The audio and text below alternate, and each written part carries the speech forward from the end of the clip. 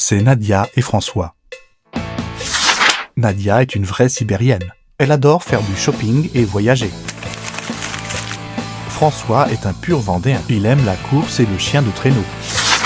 Ils se sont rencontrés en Sibérie. Maintenant, ils voyagent ensemble. Ça y est.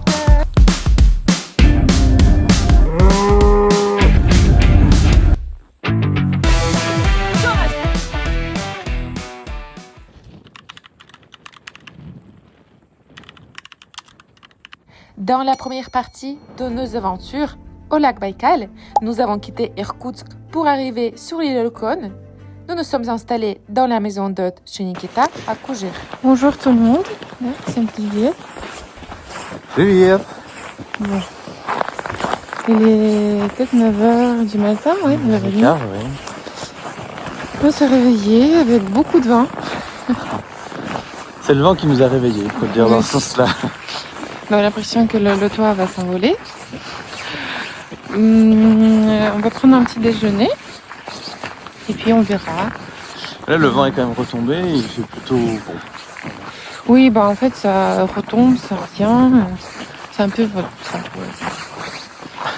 Le temps est pas très Gris. ensoleillé, plutôt gris, voilà. Voilà. Bon, à tout à l'heure, petit déjeuner. Pour le petit déjeuner, nous avons pris un petit déjeuner russe classique, avec des graniti, avec du kacham, du riz, un œuf et des bean chicken. Voilà, des crêpes. Bon appétit. Bonjour à tous. Donc voilà, on revient du petit déjeuner, on s'est préparé. Et aujourd'hui, je suis assez excité parce que c'est l'entraînement. Donc l'occasion de tester vraiment la tenue.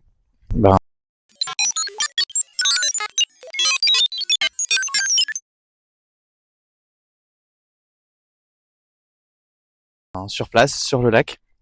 Et j'ai toujours essayé au bord de l'Angara à Irkoutsk. Là, ce matin, on s'est fait réveiller, donc comme on vous l'a dit tout à l'heure, par le vent. Donc très honnêtement, j'étais pas du tout fier quand j'ai ouvert les yeux et que j'ai vu l'heure et je me suis dit waouh, ça risque d'être costaud. Mais voilà. Là, il est 10h30 à peu près et le vent s'est largement calmé. Il fait gris, mais voilà, il n'y a pas non plus énormément de brouillard. Donc voilà. Et puis sur le chat des participants, il y en a déjà qui ont couru ce matin sur l'île et ben ils se sont dit que c'était quasiment un entraînement classique quoi. Donc là j'ai chaussé les crampons et puis on va se rendre sur le lieu de départ de la course de demain matin pour faire tous les tests et les ajustements dans la journée. Donc voilà, on est arrivé sur le bord du lac de l'autre côté de Chamanka. Et en fait, la course, c'est quoi? Elle s'appelle Olkhon Ice Trail. Et on sera environ 120 coureurs. Et 120, 125. Et il y a deux parcours. Un parcours de 15 km et un parcours de 30 km. Donc, le parcours débutera un petit peu plus loin, là-bas. Et donc, après 7 km et demi, direction l'autre rive, ce sera la moitié du premier parcours. Donc ceux qui ont choisi 15 km reviendront dans l'autre sens. Et pour ceux qui ont pris le parcours de 30 km, comme moi, eh bien on va de l'autre côté de la rive et on revient. Donc en courant, voilà. Donc le départ sera à 11h demain. Et aujourd'hui, on a le briefing ce soir à 19h. Et puis j'irai récupérer mon dossard cet après-midi.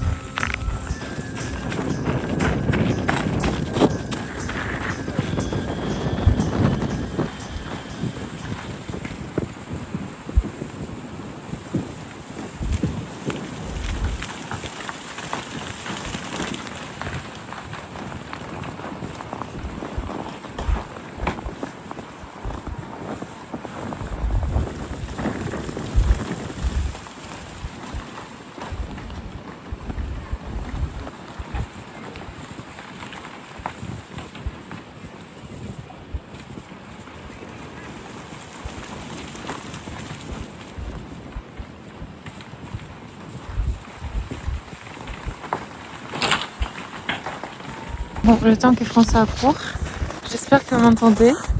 Je vous enregistre une petite vidéo pour parler un peu du lac Baïkal.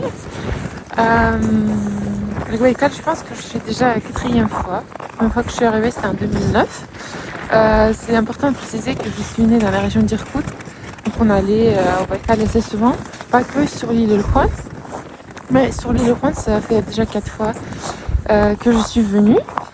Et nous avons commencé à voyager au Baïkal en 2009, je pense, notamment sur l'île, parce qu'avant 2005, pour vous dire qu'ici, il n'y avait même pas d'électricité. Il n'y avait rien du tout. C'est en 2005 qu'ils ont en fait mis le câble sous l'eau, donc du Baïkal. Et aujourd'hui, c'est devenu très très touristique. L'île Olkhon. L'île Olkhon, c'est le plus grand île de lac Baïkal et le seul d'ailleurs habité par les gens. Sur les autres îles, vous pouvez trouver des nierpas, des animaux, mais pas du tout d'habitants. Ici, sur l'île Olkhon, le village le plus, on va dire, grand, c'est le village de Khoujir. Khoujir, c'est un nom bouriate et ça se traduit comme en gros la terre remplie du sel, salanchak en russe. Et en fait, ici c'est la terre bouriate plutôt, même si on se trouve dans la région d'Irkoutsk. Ici quand même la cuisine bouriate est très très présente, en plus de traditions bouriates avec le chamanisme, avec le bouddhisme, etc. Et village Khoujir, en tout il y a 1200 habitants dans le village, donc c'est vraiment tout petit, mais grâce au tourisme bien sûr, il y a beaucoup de monde en saison. Bon, toute la saison elle est très très courte, ça commence cette année par exemple le 15 février, en général c'est la deuxième moitié du février, et la saison se finit je pense que début mars à peu près, vers le 7-8 mars. Et bien sûr, ici, les gens vivent grâce aux touristes. Je pense que c'est l'activité principale. Même si avant, il y avait une usine de poissons où ils faisaient des conserves de poissons pêchés au Baïkal. Donc l'usine ne fonctionne plus aujourd'hui. Donc c'est entièrement vraiment l'île vit que grâce au tourisme. Et en plus, c'est une zone protégée, donc c'est très très difficile de construire quelque chose, d'avoir des autorisations, etc. Voilà un petit peu à propos de l'île Olkhon. C'est vrai que, bien sûr, il y a beaucoup d'autres endroits au Baïkal, très très jolis, et moins chers peut-être, et qui sont vraiment aussi jolis que l'île Olkhon.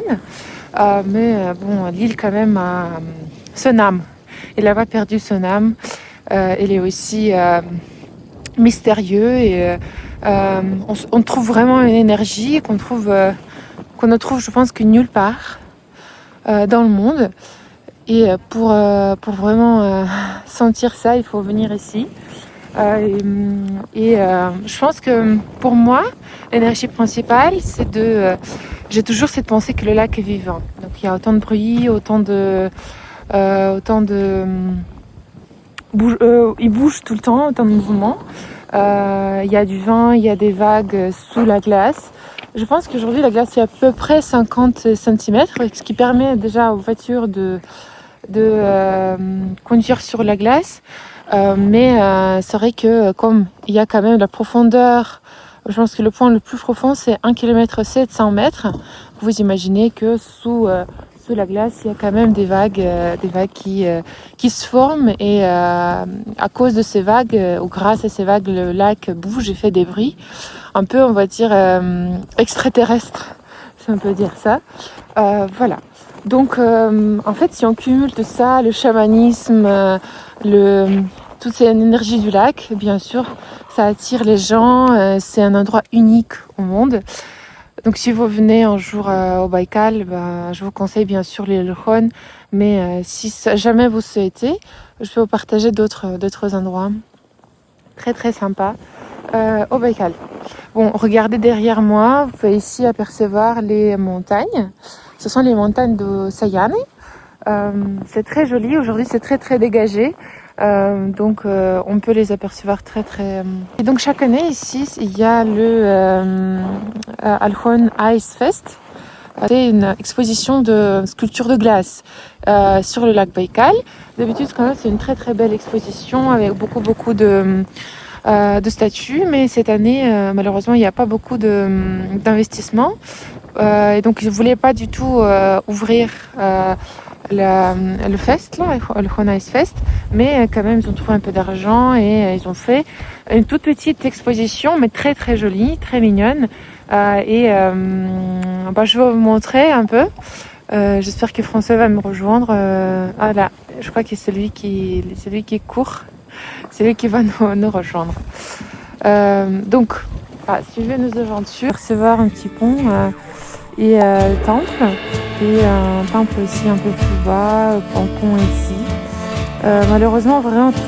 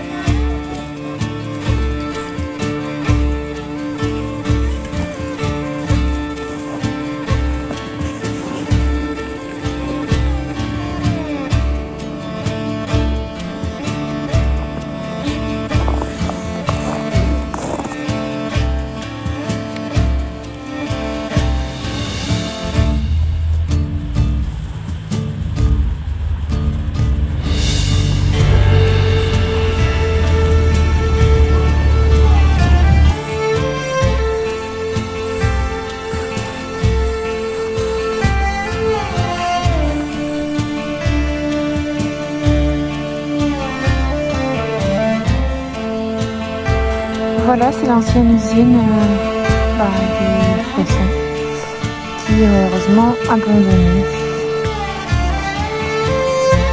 Et ici, c'est le village de Cougé.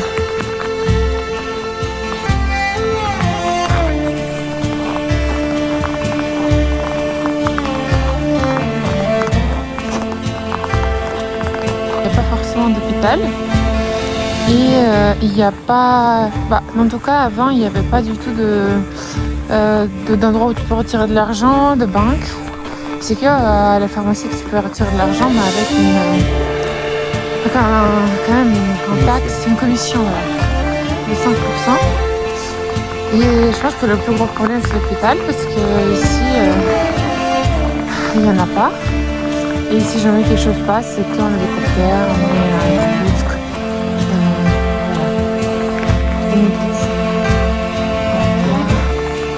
la maison.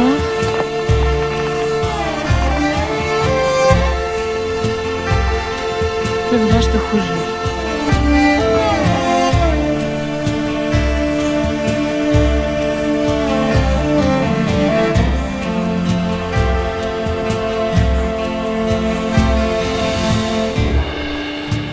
Et quelqu'un a une maison avec la vue.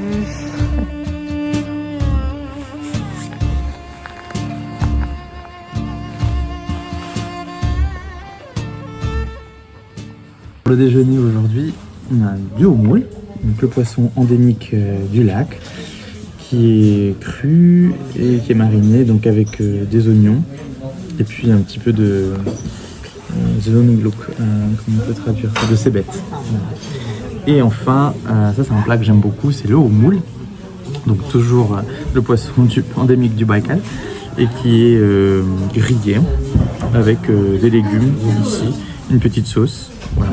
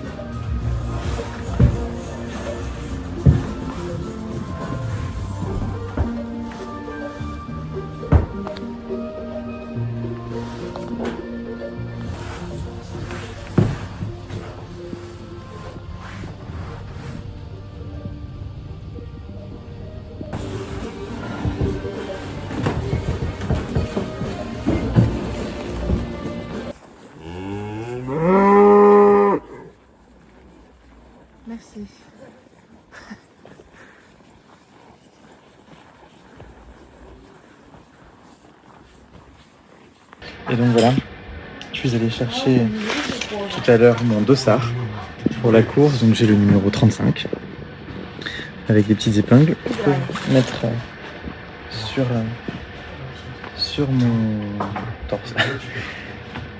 Dans le petit tote bag à l'effigie de la course, il y a un bonnet. Un bonnet bien sûr qui tient chaud.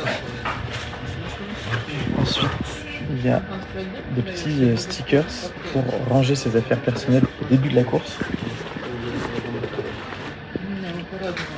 L'eau du Baïkal dans une bouteille avec en fond Chamanka. Ensuite, un petit pot de miel avec dedans des toutes petites pommes de pin. Je sais pas. Je sais pas. On écrira. Et puis aussi des sacs poubelles pour ranger les affaires avec le sticker. Et puis bien sûr, je me suis acheté du sparadrap pour le nez, contre le nez et les joues, contre le froid. Voilà. Et donc le tote bag de la course. Voilà. Donc le départ va avoir lieu juste au pied de cet hôtel où on se trouve. Et ensuite on va aller de l'autre côté de la rive, sur le continent. Et donc la distance aller est de 15 km et la distance retour fait 30 km. Donc ce sera le parcours de demain. Et le plus important, tu vas courir que sur la glace. Le départ aura lieu un petit peu sur la terre, mais principalement oui sur la glace. Et au début du lac, il va falloir franchir ces fameux blocs de glace qui s'entrechoquent de par leur mouvement. Voilà, donc c'est pour ça que c'est un trail, pas simplement une course, parce qu'il faudra franchir à plusieurs moments ces quelques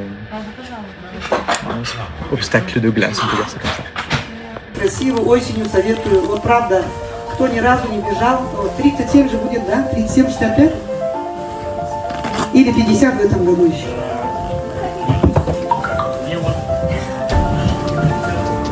А, 50 и 100. А дальше? Становиться тоже, не суетиться, не бояться, ищите флажки, идите в своем нужном направлении, да? Значит, у нас 2 дистанции, бежим просто по прямой.